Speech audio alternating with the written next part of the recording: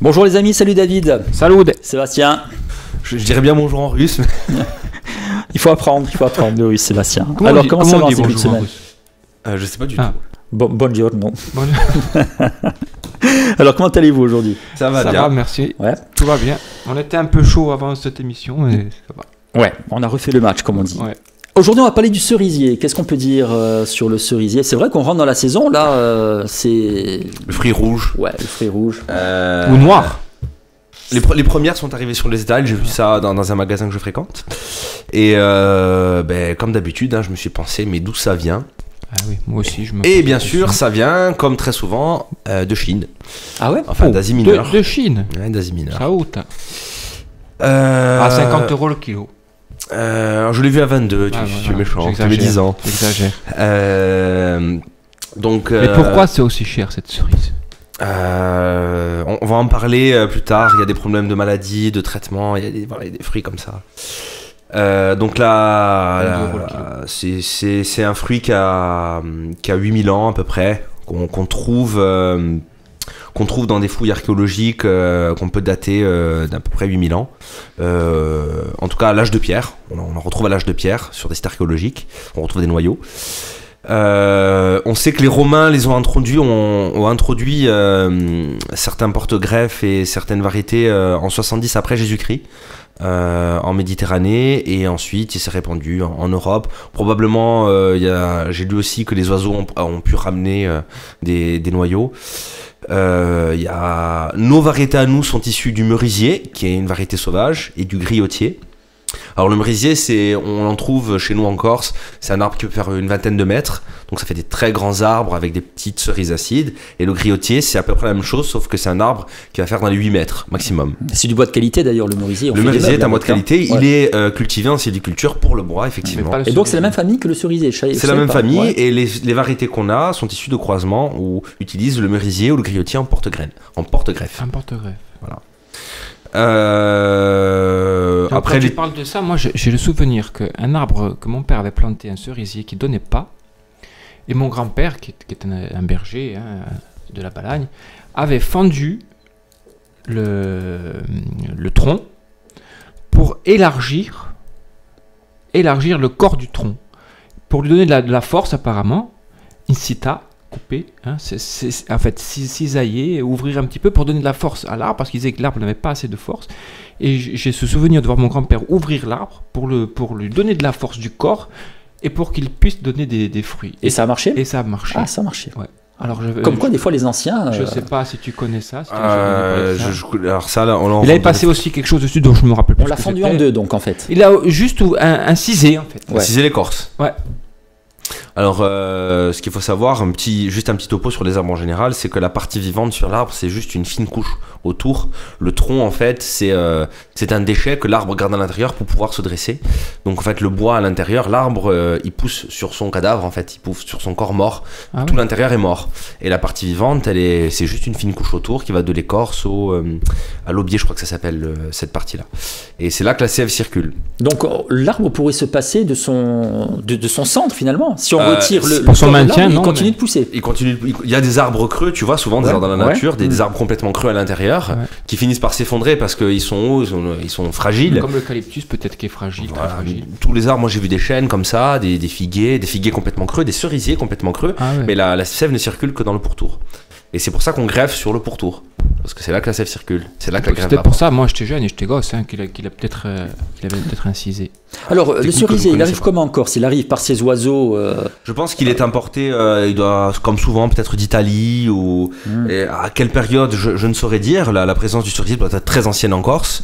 Et elle l'est de toute façon en Méditerranée en général. Donc ça doit être assez précoce. Ouais.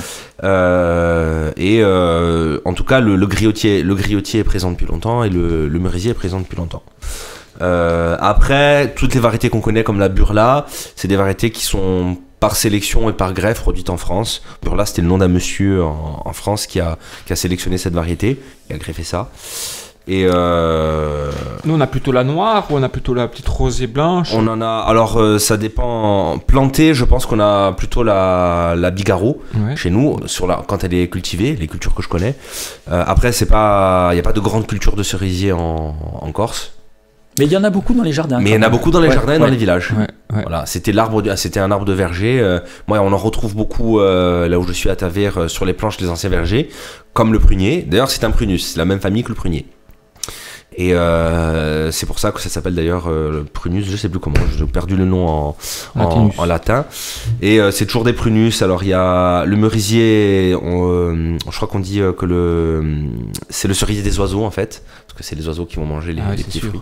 J'ai d'ailleurs en face de là où je vis, il y a un très grand merisier qui fait une quinzaine de mètres de haut. Et qui est tout ça, il est entièrement blanc en début du printemps, magnifique. Ce sont des arbres qui sont très beaux, d'ailleurs, des variétés ornementales, les cerisiers japonais. Au Japon, le nom du cerisier, c'est Sakura. Et la floraison des cerisiers japonais est réputée. Et on en plante partout dans le monde, il y en a aussi à New York. C'est une très très belle floraison. Et donc voilà, toutes nos variétés qu'on a sont originaires du merisier et du cerisier griotier. Après, il existe aussi un prunier nain, un plus ancien, qui est cerisier des steppes, qui est tout petit, qui est un arbuste. Mais toutes nos variétés sont issues de ça et viennent donc d'Asie du Sud-Est. Et les cerises, en cuisine, c'est vrai qu'on aime souvent déguster les cerises comme ça, telles quelles. Hein, sur l'arbre même. Même sur l'arbre, c'est difficile finalement. C'est un fruit qui est tellement bon, surtout quand il est bien mûr. Est-ce que tu l'utilises beaucoup? Alors souvent on les voit sur des gâteaux en ornement, mais est-ce que vraiment c'est un fruit qu'on utilise comme produit de base, même pour la pâtisserie? Je sais pas. Oui. Ouais, quand même, ouais. Ouais, que ça soit, je le dis souvent, mais que ça soit en sorbet, en crème, en sirop, en insert d'un gâteau, d'un entremets. Et là, dans la forêt noire. En granité. Dans la forêt noire. Ouais. Pour en faire aussi, comme tu disais, des bigarreaux pour agrémenter certaines tartes ou certains gâteaux. Moi, je l'utilise beaucoup aussi, même sur des plats, pour des sauces de fruits rouges, pour récupérer le jus de la cerise et en faire un jus pour faire un magret ou un morceau de viande. Mais aussi pour faire... on lui fait un foie gras avec une gelée de cerise noire, avec un poivre des frères Co. Donc oui, tu as pas mal d'utilisation de la cerise. En introduction, on disait le problème c'est le prix, parce que le problème c'est vraiment le prix. Alors pourquoi justement? Il y a les problématiques, il y a un parasite qui est en train d'exploser en Europe, qui nous vient d'Asie, ça vient souvent d'Asie, non, les parasites? La mondialisation aidant. Donc c'est la Drosophile suzuki, c'est une mouche qui a des cycles de reproduction très très très rapides, qui attaque les fruits, qui s'attaque d'ailleurs pas qu'aux cerisiers, hein. Et on utilisait des insecticides très forts sur ces cerises qui ont été interdits cette année. Il y a eu une levée de bouclier des producteurs parce que pourront leur retirer leur outil de travail. Donc il y a eu, je crois, des campagnes d'arrachage de cerisiers en protestation. Bon. Et de toute façon, c'est un problème qui va rester parce que je crois qu'elle peut faire 3 cycles par an, quelque chose comme ça. Et il y avait déjà de toute façon du parasitisme, et il y avait beaucoup de traitements. Le produit qui a été interdit a été considéré trop dangereux pour l'homme et l'environnement. Donc c'est pas sans raison.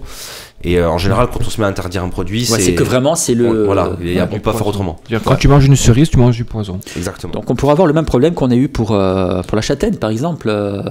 Alors il y aurait un prédateur naturel au Japon, un hyménoptère, un insecte qui serait prédateur de cette drosophile, mais c'est toujours compliqué d'introduire un nouvel insecte pour en réguler un autre. Tu sais pas ce qu'il peut faire comme dégâts. Tu sais pas ce qui va se passer. Donc, oui, parce qu'il pourrait attaquer d'autres insectes dont on a besoin pour. Ou ça pourrait ne pas marcher parce qu'il ne pourrait pas s'implanter, parce que le climat ne lui convient pas, ou n'arriverait pas à réguler. Enfin, en tout cas, c'est toujours des problématiques compliquées.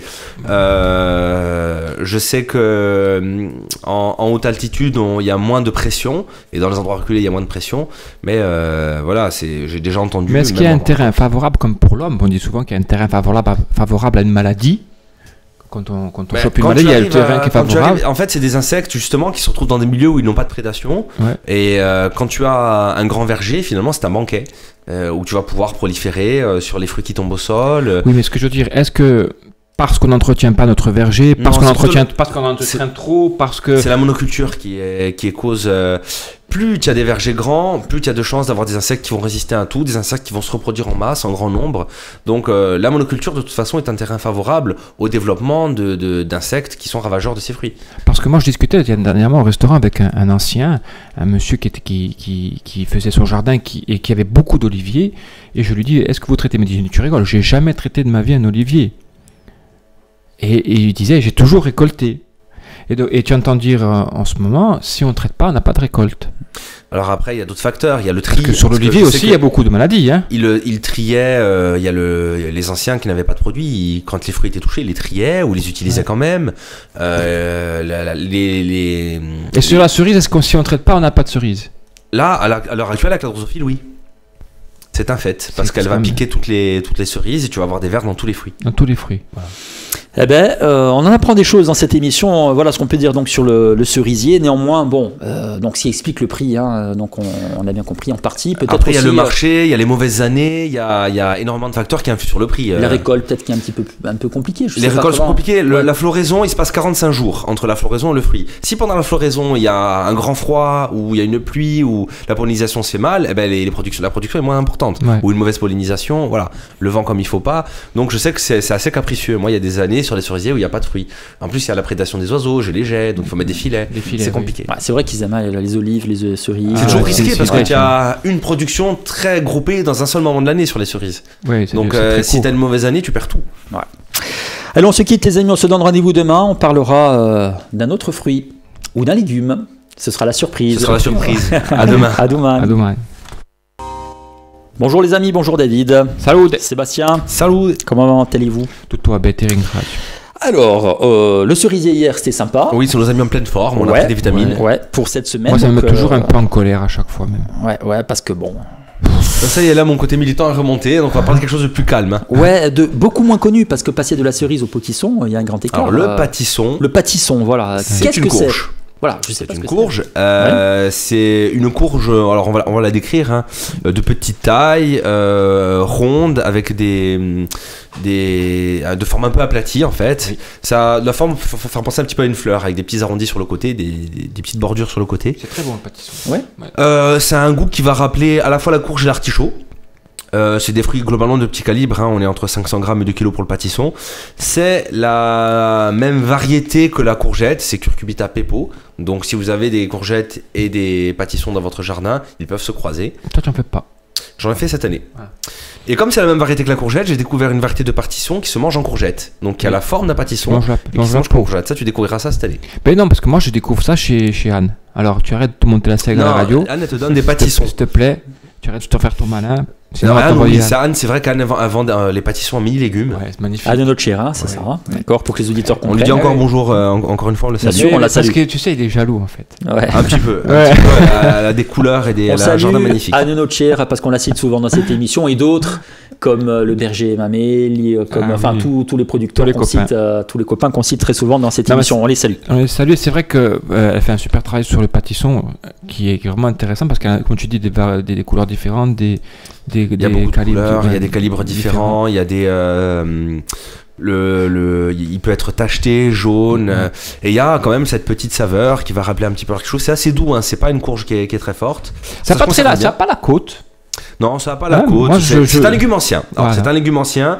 C'est originaire, comme la plupart des courges, du continent américain. Alors ça, c'est Amérique du Nord, la côte est des États-Unis. Il a énormément de noms là-bas, et même chez nous, il a énormément de noms. Donc bon, je les ai pas notés.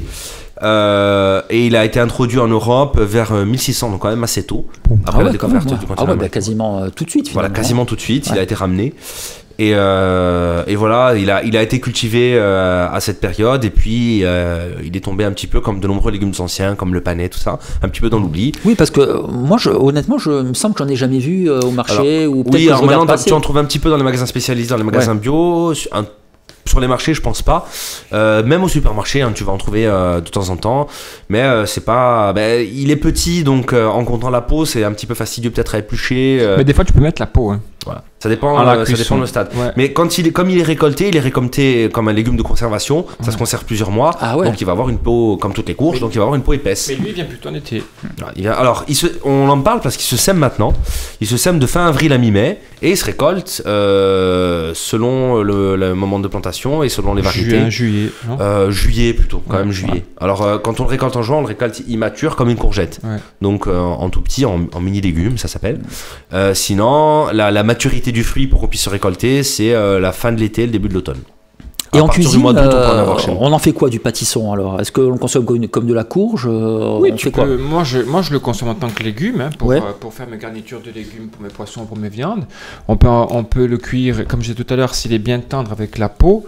Bon, il y en a qui sont un peu plus secs, donc il y a une peau un peu plus épaisse. Donc à ce moment-là, soit tu le cuis, soit tu l'épluches et tu le cuis après, soit tu le cuis et tu l'épluches après. Ça dépend comment tu veux mener ta recette. Nous, souvent, on les fait vapeur, parce qu'on garde le maximum de nutriments et de goût et de couleurs en les cuisant ainsi. Et on peut en faire une salade végane, on peut en faire une garniture, tu peux en faire un flan de pâtisson. Nous, on peut en faire une crème pour agrémenter une recette. Non, un velouté peut-être, je sais pas. Un velouté de pâtisson, un gazpacho. Tu peux cuire ton velouté et le servir froid de pâtisson. Tu as une multitude de choses à faire. On peut le monter sur une petite brochette de légumes, sur une petite brochette de poisson et de viande. Ouais. Non, comme n'importe quel légume, il suffit de l'utiliser pour voir qu'on peut en faire plein de choses. Et je fais le petit clin d'œil à Anne parce qu'elle en ramasse souvent et nous emporte souvent à l'Altroers des cagettes entières. Et les clients, comme on en discutait maintenant, sont souvent surpris parce que des fois ils croient que c'est une courgette, parce qu'il a la couleur jaune d'une courgette jaune. Ça ressemble à la courgette, donc. Ouais. Et souvent ne le connaissent pas du tout et se demandent quel est ce légume, parce qu'il a une couleur, le jaune par exemple, a une couleur presque translucide une fois qu'il est cuit, une texture qu'on ne connaît pas trop, qui est entre la courge et la courgette. Et souvent on nous pose la question qu'est-ce que c'est, voilà, on dit ce sont des pâtissons et qu'on n'a pas l'habitude de retrouver dans nos assiettes. Mais est-ce qu'il y a un plat vraiment typique, par exemple là tu parles de la courgette, il y a par exemple les courgettes farcies, est-ce qu'on pourrait faire un pâtisson farci? Alors, tu peux faire un pâtisson au four. Une fois, il m'avait donné une courge, je te rappelle qu'on avait fait je ne sais plus si c'est la spaghetti ou si c'est l'autre qu'on avait cuit au four. C'est une courge japonaise, je crois. C'est la plate, hein. Alors là, donne-moi le nom, la black, la futsu black. Futsu black, voilà. Oui, c'est une courge japonaise. Voilà, qu'on avait cuit au four. Tu peux le cuire au four, le farcir, tu peux faire ce que tu veux. À partir du moment où tu as décidé de faire, tu peux faire ce que tu veux. Le pâtisson peut être farci avec une farce au broch, cuit avec une sauce tomate. En soupe aussi, dans une soupe corse, est-ce que ça a sa place selon toi? Oui, en fait, c'est une courge qui amène une saveur un petit peu différente des courges qu'on a l'habitude, peut-être un tout petit peu moins sucrée. Ça dépend lesquelles aussi. Ça dépend lesquelles. Même dans le pâtisson, tu as des gammes de saveurs. Ouais, tu as des gammes de saveurs. Et c'est ça qui est intéressant parce que tu peux avoir un panel de goûts et de saveurs dans une assiette suivant les légumes et selon les personnes qui les font pousser. Je crois qu'un de ces noms, c'est artichaut de Jérusalem parce que justement, souvent, on retrouve un petit peu une saveur d'artichaut dans certains pâtissons. Moi, j'aime beaucoup, je vous conseille de l'utiliser. Ouais, et de découvrir aussi, parce que par exemple, il me semble, peut-être que j'en ai déjà mangé sans le savoir, mais je sais pas, enfin Alors ça se cultive exactement comme une courgette, c'est-à-dire que le est assez facile à ça fait une réussir. Fleur aussi. Ça fait des fleurs. Comme des fleurs de courge. Toutes les curcubices font des fleurs de cette des fleurs mâles. Il faudrait les garder pour les faire en beignet, ça ferait. Et souvent j'étais amené parfois des fleurs de courge. Oui, ça, les fleurs de courge, mais je savais pas. Alors les fleurs de courgette souvent sont pointues et là je crois que la fleur de pâtisson elle doit être comme la fleur de courgette parce que c'est la même famille, des fleurs un peu pointues. Et on peut la manger. Et elle est comestible, bien entendu, comme toutes les fleurs de courge. Et c'est assez facile de culture, quand même un sol. Fait partie de ces cultures qui demandent un sol quand même un petit peu plus riche, mais c'est pas difficile. Et encore, s'il y en a beaucoup?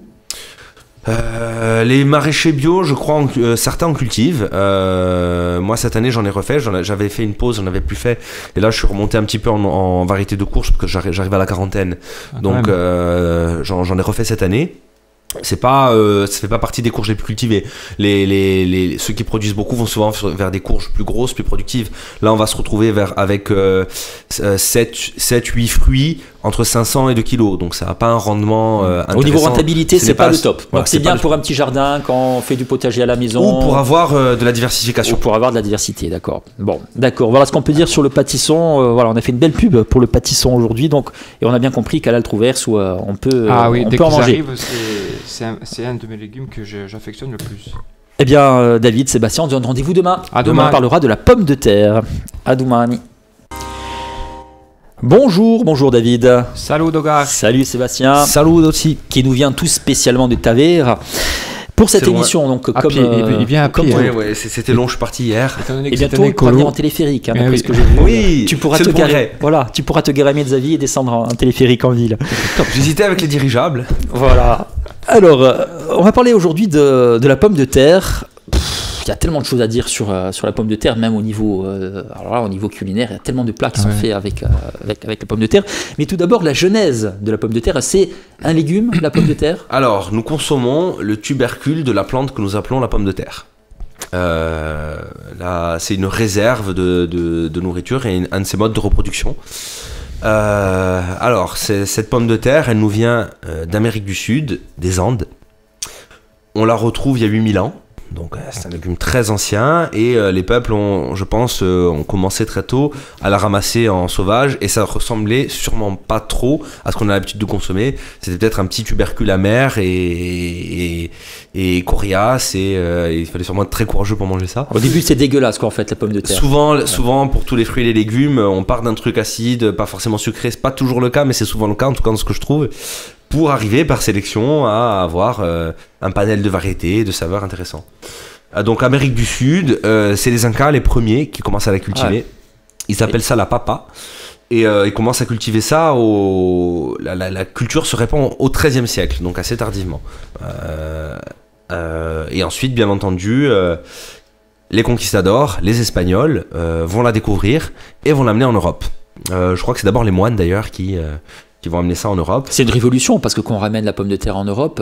Alors en plus ce qu'ils ont ramené au début, elle était, les premières n'ont pas eu un franc succès parce que justement c'était des tubercules un peu compliqués, un peu amers. Ils n'avaient pas encore pensé à la cuire. Ils avaient pensé à la cuire mais je pense qu'elle n'était pas très bonne tout simplement. Et en Belgique il n'y en avait pas encore, hein, je pense. Il n'y en avait pas encore et c'est venu plus tard... notamment en France et dans nos contrées bien plus tard. C'est un certain monsieur Parmentier qui va populariser sa culture en France. C'est pas lui qui a donné le nom à Achille Parmentier. Ça vient de là. C'est grâce à monsieur Parmentier. Je crois que c'est un botaniste. C'est pas Daniel. Hein. On salue Daniel Parmentier s'il nous écoute. On l'embrasse. Et je sais qu'il y avait au début en fait ça avait pas trop la côte et ça a été cultivé je crois dans les jardins royaux. Alors il y a une légende, je sais pas si cette anecdote est vraie mais je l'ai souvent lue. Ils avaient cultivé ça dans des jardins qui étaient gardés par des soldats et le soir ils enlevaient les soldats pour que les gens viennent piller en fait les jardins. Pour qu'ils prennent cette plante et pour qu'ils comprennent que c'était bon, qu'ils se mettent à la cultiver parce que en fait ils n'arrivaient pas à implanter sa culture. Et alors je sais pas si cette anecdote est vraie, mais me fait souvent c'est une sorte de bluff en fait finalement. Et parce que je crois qu'il y avait au début ils savaient pas trop comment la cultiver. La plante est pas comestible en elle-même, la plante ce qu'on voit au-dessus du sol. Alors, on peut même avoir un fruit qui sort parce que c'est la même famille que la tomate, c'est une solanacée et les fleurs arrivent à faire des petits fruits verts ou rouges qui sont pas comestibles. La plante est pas comestible d'ailleurs, elle est toxique. Et il y a uniquement les tubercules qui sont comestibles. Ah ouais, elle est toxique la plante. Ouais, la plante est toxique. On tient, je crois que c'est la solanine, c'est un alcaloïde qui est toxique. Et voilà, donc la culture de la pomme de terre s'est répandue. En 1777, on avait 40 variétés. En 1880, on dénombre 630 variétés. Et de nos jours en France, alors ça me fait toujours rire, hein, autorisé à la culture, parce qu'on est autorisé à cultiver certaines choses et pas d'autres. Vous avez le droit de fumer, par exemple, vous n'avez pas le droit de cultiver certaines variétés de pommes de terre. Donc il y en a 200. On va finir par s'énerver. Voilà, donc 200 variétés qui sont autorisées à la culture en France. Et si on cultive des pommes de terre non autorisées, il se passe quoi? C'est une fraude. Oui. Même si c'est pour ta consommation personnelle? Alors, pour ta consommation personnelle, personne ne viendra jamais te rire, personne ne viendra jamais rien te dire, mais on n'est pas autorisé à les vendre. C'était un scandale. C'était vraiment un scandale. Je lisais il n'y a pas longtemps un article disant que si tu choisis de cultiver, de vendre derrière des produits qui n'ont pas été autorisés par Monsanto. Enfin, le gris, c'est un... faisons un chemin un peu plus court. Tu te prends une amende. Alors, il y a une raison, je pense. Peut-être que c'est dangereux pour la santé. Tu te prends une amende. C'est eux qui sont dangereux pour la santé. Alors, non, il y a la raison, non, c'est que ils veillent à la stabilité des variétés. C'est-à-dire qu'à ce qu'il n'y ait pas de fraude. Si tu achètes une pomme de terre, une charlotte, ou il faut qu'elle corresponde. Donc, il n'y a que des variétés qui sont autorisées, dont on sait qu'elles sont stables génétiquement et qu'elles vont donner toujours les mêmes. Comme ça, tu vends quelque chose. Le consommateur est censé être sûr de ce qu'il achète. Bien sûr. Ça, c'est la bonne excuse pour c'est une excuse, bien entendu, pour avoir parce que les variétés sont brevetées. La même mise sur les brevets. Et il faut racheter les semences et on paye des royalties. J'ai été contacté d'ailleurs et j'ai refusé de payer par un groupe, un organisme qui représente les producteurs de pommes de terre en France, et je devais payer. C'était dérisoire, c'était 1 euro par tonne produite, je crois. Mais j'ai dit non, je me considère pas que vous êtes légitime. Voilà. J'ai répondu ça dans un mail. Pas légitime parce que ça appartient à l'humanité. Rigolo, tout ça. Les graines, les semences, tout appartient à l'humanité. Le paradoxe, je comprends pas qu'on puisse interdire à un ou à l'autre de vendre ces. Tu vas bondir encore plus. Et même plus loin qu'à l'humanité, à la nature, je dirais. Bien sûr. Vous allez bondir encore plus. Il y a au cadre de l'homme là. Il y en a 200. Il ne doit pas avoir 5 céréaliers qui. Non, mais il ne doit pas y avoir 5 céréaliers dans le. Mais tu vas t'énerver encore plus. Je vais donner dans ton qui ont la main mise sur ça. Les élections sont terminées. On se calme. Alors, il y a 200 variétés qui sont autorisées en France, mais 1 millier qui sont autorisées à la vente. C'est-à-dire qu'on peut cultiver d'autres variétés dans les pays européens ou à l'étranger et les vendre en France. Mais vous n'avez pas le droit de cultiver ces variétés qui sont autorisées. Et vous n'avez pas le droit entre vous de vous échanger certaines espèces. Alors on le fait quand même, bien entendu, et j'assume totalement. Bien sûr qu'il faut le faire quand même. Mais voilà, c'est un petit peu paradoxal ce système. Non, c'est scandaleux, c'est pas paradoxal, c'est scandaleux. C'est une honte, on n'a pas le droit de faire ça, ça appartient à tout le monde. Ça. D'habitude, c'est Sébastien qui nous livre 5 minutes protestataires. Alors là, j'ai laissé David s'énerver. Mais là, David, il est bien lancé aujourd'hui. On va distinguer quand même de les pommes de terre. Il y a les pommes de terre primeurs, donc c'est les variétés qui sont précoces, qui vont très vite, à peu près 75 jours, et qu'on va manger. Alors on les appelle les nouvelles.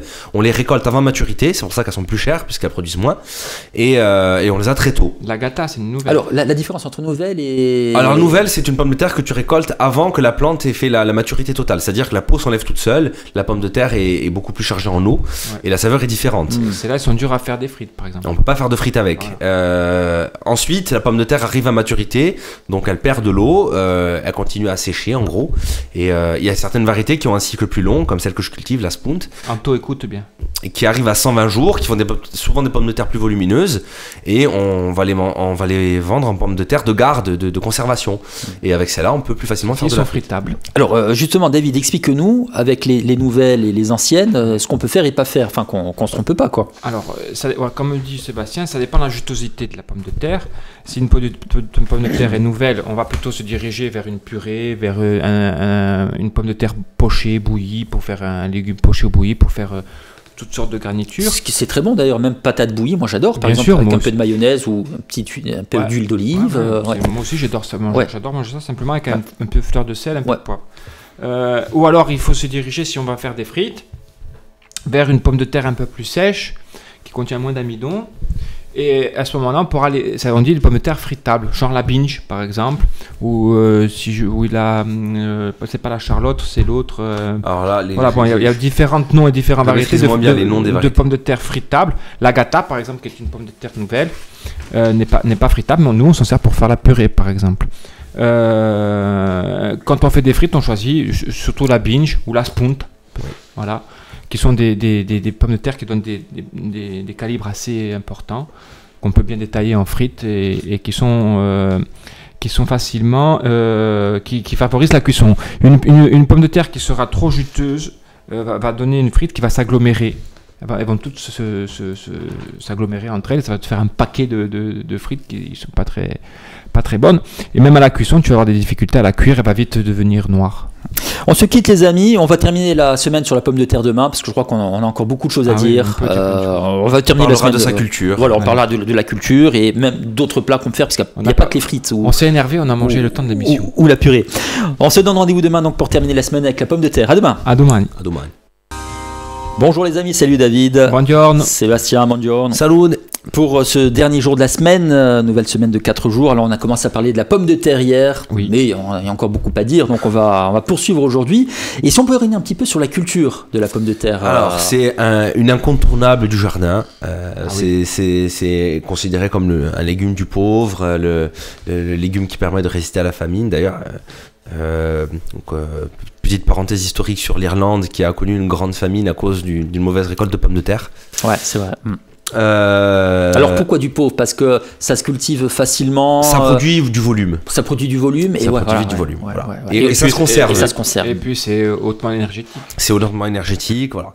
Donc il y a plein de qualités quoi. Il y a plein de qualités. Alors la culture n'est pas difficile. Il y a plein de techniques de culture. Dans tous les pays où elle est cultivée, on va avoir des techniques de culture différentes. Moi, j'en ai expérimenté pas mal. Elles dépendent du type de pomme de terre que vous plantez. Si c'est une précoce qui va aller très vite, alors ça peut aller, je crois que la plus rapide que je connais, c'est 70 jours. C'est rapide quand même. Ouais, entre le moment où tu plantes le tubercule et tu récoltes. Vu le volume, mais avec des rendements moins élevés, bien entendu. Chaque tubercule te donne combien de... Ça dépend le rendement. Il peut être x5, il peut être x10 en conventionnel. Voilà, ça dépend de la variété.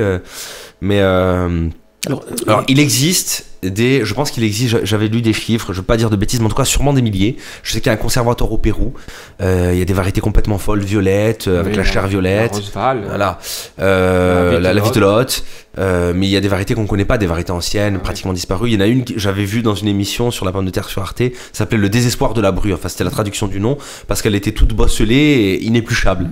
Les violettes, il commence à rien à voir, je commence à en voir maintenant. Voilà, on commence à en voir, mais la plupart des variétés qu'on trouve quand même sur les états sont des variétés modernes, brevetées, récentes. Et pas forcément les meilleurs, c'est toujours les critères de rendement et de marché qui vont dicter les variétés qu'on a. Alors, la pomme de terre, la culture, c'est donc selon la variété qu'on a, on va la planter, on sait qu'on va la voir entre 70 et 120, 130 jours plus tard. On peut, sur les variétés longues, bien sûr, la récolter avant en nouvelle, donc il y aura moins de rendement, et on aura des pommes de terre plutôt avec une peau très fine qu'on peut les cuire entières avec la peau d'ailleurs. La peau se mange.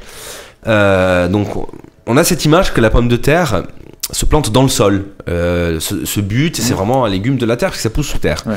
Et bien j'apporte mon démenti puisque je ne fais plus comme ça. Tu les mets dans la paille. Je les mets dans la paille. En fait, je plante le tubercule quasiment à même le sol. Alors la façon de planter traditionnelle, comme j'ai toujours fait jusqu'à l'an dernier, où j'ai fait des expériences sur la paille, c'était faire un sillon, mettre la pomme de terre dedans, la recouvrir et ensuite la buter. Donc il y avait beaucoup d'opérations finalement, hein, le travailler la terre en amont, faire le sillon, mettre la pomme de terre, recouvrir la pomme de terre, ensuite revenir quelques semaines après quand elle est sortie pour la buter, éventuellement un deuxième butage, la désherber. C'était très compliqué, avec un sol qui se sèche, puis très très lourd en termes de travail du sol. Maintenant que je suis sur des techniques où je travaille plus le sol, finalement, je la pose sur le sol et au lieu de la couvrir avec de la terre, je la couvre avec de la paille.